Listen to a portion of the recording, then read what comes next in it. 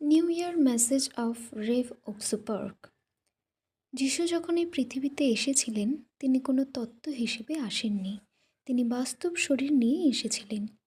এই পৃথিবীতে অনেক মানুষ ছিল, কিন্তু যিশু অন্য সকল মানুষের থেকে আলাদা ছিলেন, কারণ তিনি ছিলেন ঈশ্বরের পুত্র।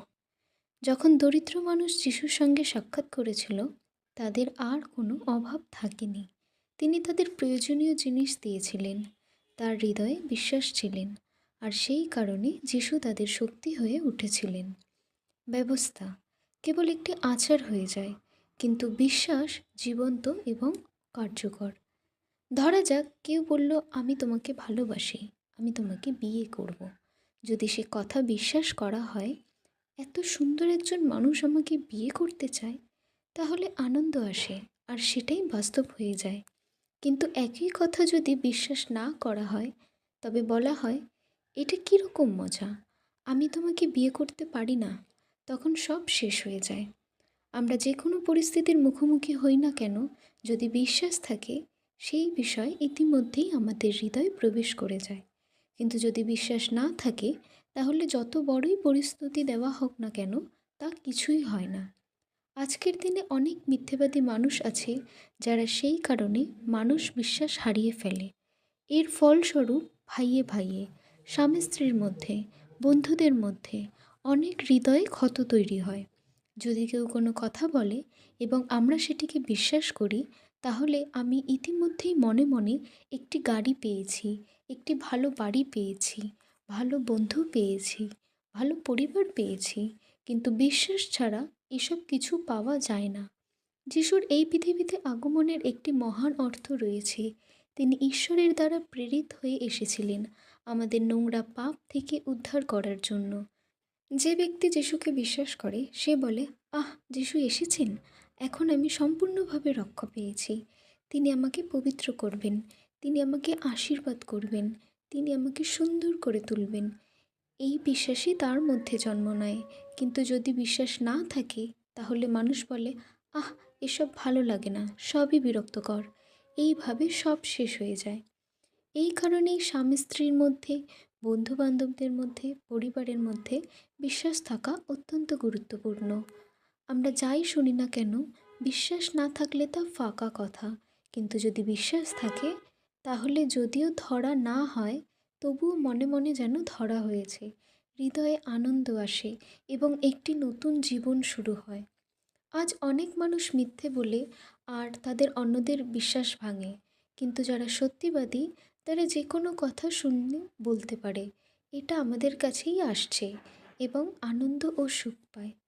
আমি যদি অনেক দিন ধরে একটি গাড়ি চাই, আর আমার বাবা বলেন, আমি তোমাকে গাড়ি কিনে দেব, তাহলে আমি ইতিমধ্যে মনে মনে ওই গাড়িটা পেয়ে যাই এবং খুবই আনন্দিত হই।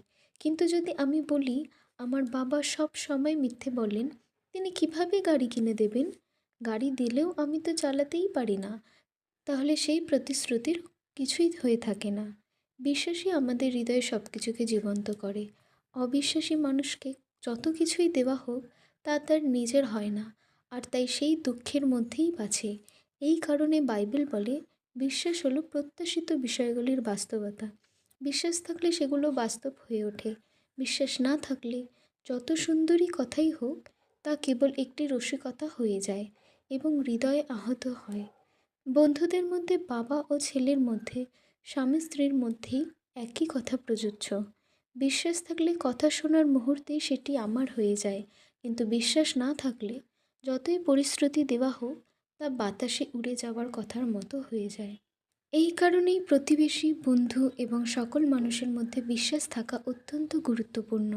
বিশ্বাস আমাদের নতুন জীবন দেয়, আশা দেয় এবং আনন্দ দেয়। আমি যিশুকে বিশ্বাস করি।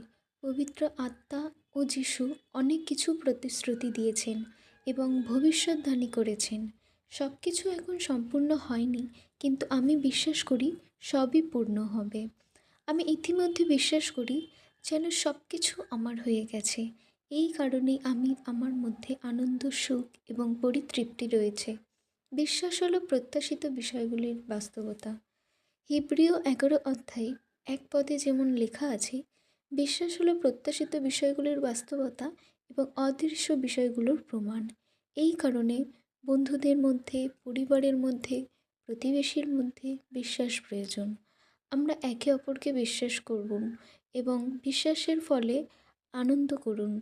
আমি এই প্রার্থনা করি। ঈশ্বর আমাদের অনেক প্রতিশ্রুতি দিয়েছেন, আর তিনি তার পুত্রকে পাঠিয়েছেন আমাদের পাপ থেকে উদ্ধার করার জন্য। এটা কত বড় কাজ! আমি বিশ্বাস করি ভবিষ্যতেও ঈশ্বর আপনার মাধ্যমে অনেক মহান কাজ করবেন। যদি আপনারা ঈশ্বরের কাছে বিশ্বাস রাখেন, তাহলে আপনারা আর দরিদ্র নন, দুর্বল নন, অন্ধকারের অন্তর্ভুক্ত নন, বরং আনন্দ ও আশার মধ্যে একটি সুন্দর জীবনযাপন করবেন।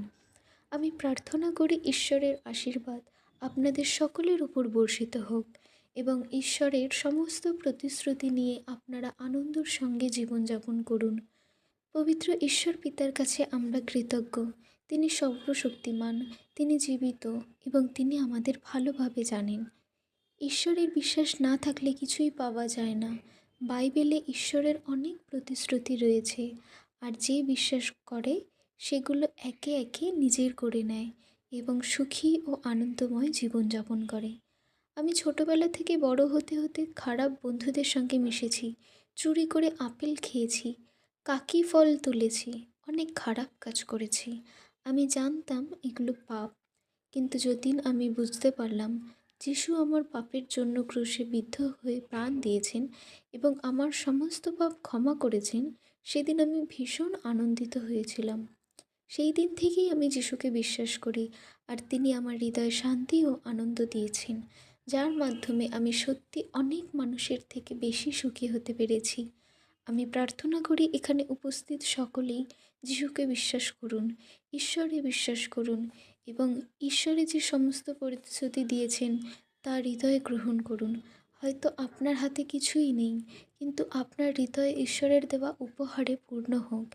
এরকমই সুখী, আনন্দময় এবং আশীর্বাদী জীবন যাপন করুন। আমি কৃতজ্ঞতা জানাই এবং যীশু খ্রিস্টের নামে প্রার্থনা করি। আমেন।